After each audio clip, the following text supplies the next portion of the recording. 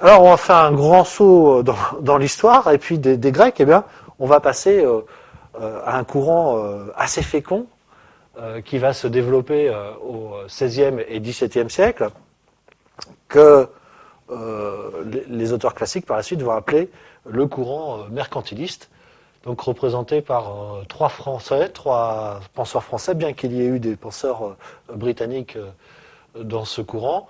Antoine de Montchrétien, Colbert qui était le ministre de Louis XIII et de Louis XIV, et Jean Bodin qui est un économiste de cette époque.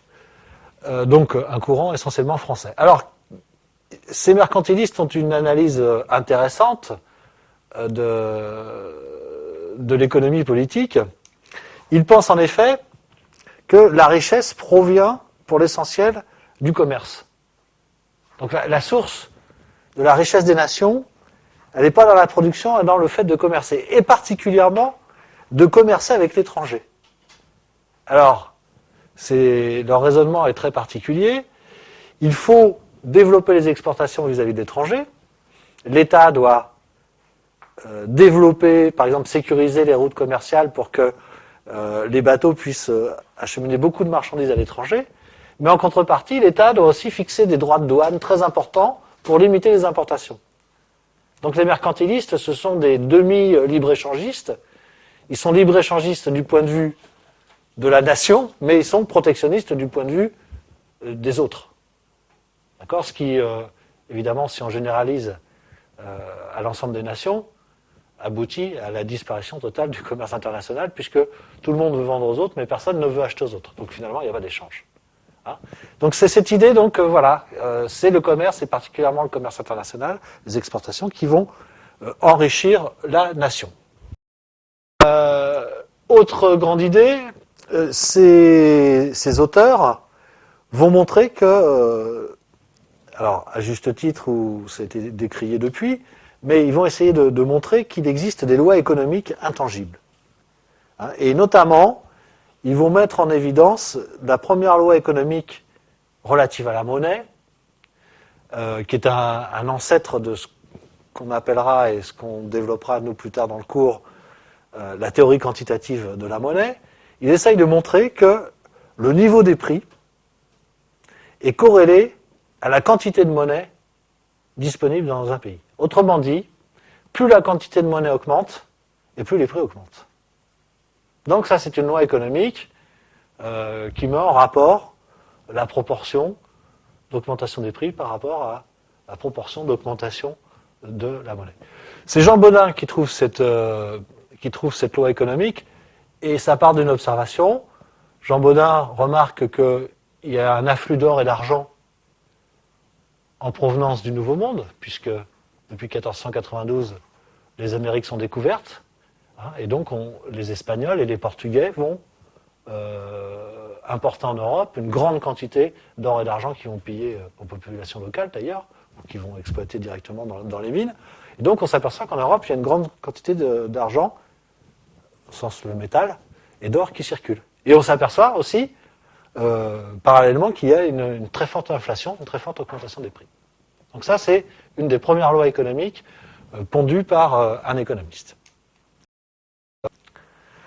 Alors, deuxième courant de pensée, qui est aussi un courant français, donc à cette époque-là, mais rappelez-vous quand même que la France de Louis XIII et de Louis XIV, c'est la principale puissance européenne, et c'est donc la principale puissance mondiale, hein, dans le sens où, évidemment, la Chine, on n'est pas du tout en rapport, ou très peu en rapport avec ce genre de puissance. Hein. Donc, du monde connu, développé, chrétien, ce que vous voulez, évidemment, la France est le pays principal. Et c'est normal, elle va sortir les principaux économistes. Hein. Et on trouve cette corrélation, encore aujourd'hui, si vous voulez, les économistes sont essentiellement américains.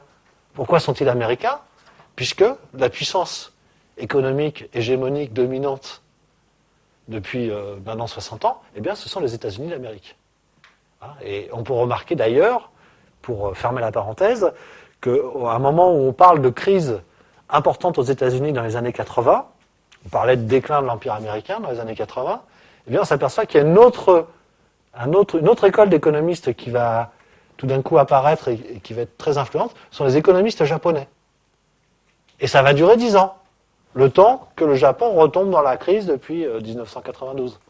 Aujourd'hui, il n'y a plus d'économistes japonais qui font parler d'eux sur la scène internationale. À nouveau, ce sont les économistes anglo-saxons.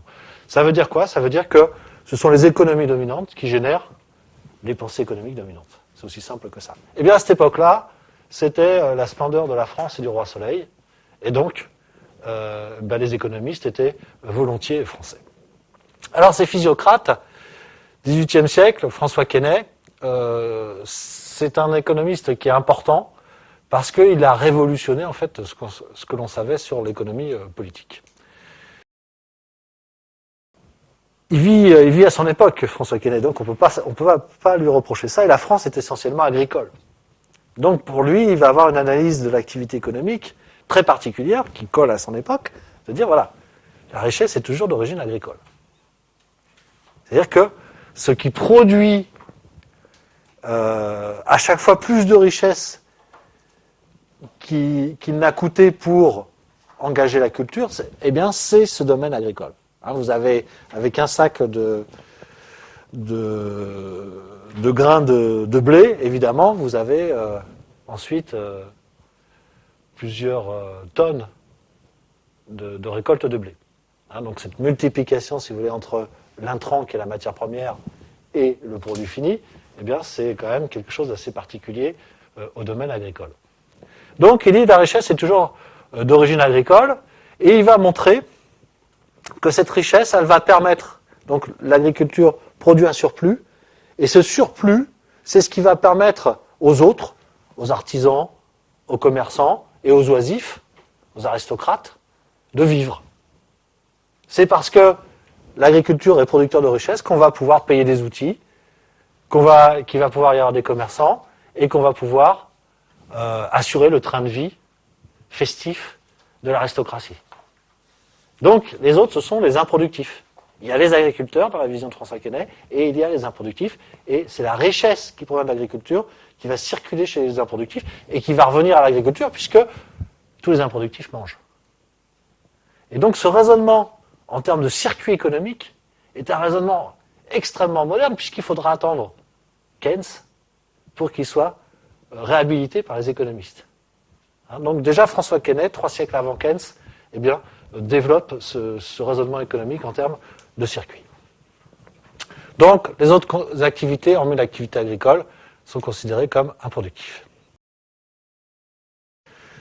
Alors, cette analyse de François Quesnay est doublement intéressante, outre l'idée du circuit, par le fait que son analyse économique, elle est doublée d'une analyse de la structure sociale. Il a montré, par exemple, que les propriétaires terriens, qui sont, pour une large part, responsables du surplus agricole, ils ont des intérêts qui sont très différents, très divergents des artisans et des commerçants. Donc ils vont faire toute une analyse de la structure sociale en fonction des intérêts plus ou moins compatibles entre les uns et les autres. Je dis que cette vision est intéressante parce qu'ensuite, tous les classiques, jusqu'à Marx, souvent on l'appelle le dernier des classiques, eh bien, toute l'analyse de la structure sociale des classiques et de Marx, elle repose sur cette idée. C'est les intérêts économiques qui font que les gens, ils sont en conflit ou pas. Hein, donc c'est une vision extrêmement intéressante. Alors que dans la pensée libérale, il n'y a pas de conflit. Le conflit est totalement absent, l'idée même de conflit est absente, et tout se passe comme si on était dans un monde aseptisé, où finalement chacun agissait selon son intérêt, mais que l'intérêt des uns n'était pas incompatible avec l'intérêt des autres. En fait, il y a une grosse tentative dans le monde libéral de nier les conflits d'intérêts qu'il peut y avoir entre les groupes sociaux.